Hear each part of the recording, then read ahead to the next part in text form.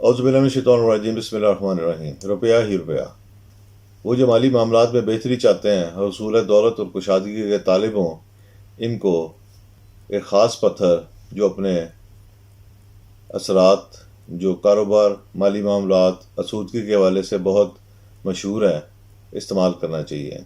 یہ پتھر آپ انگوٹھی یا لاکٹ کی شکل میں بھی استعمال کر سکتے ہیں۔ نام اس کا سنیلا پکھراج ہے۔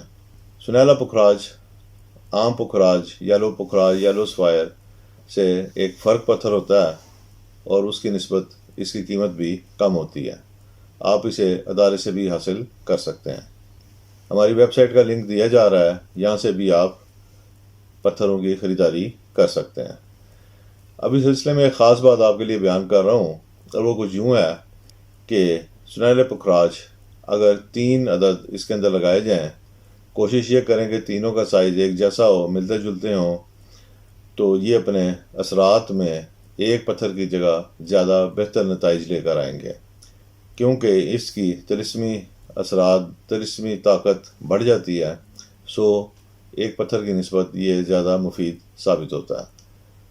کاروبار، بزنس اور خوشحالی کے لیے اس کے اثرات کو بہت اہمیت دی جاتی ہے، سو اس کا استعمال کریں، انشاءاللہ تعالی فائدہ ہوگا۔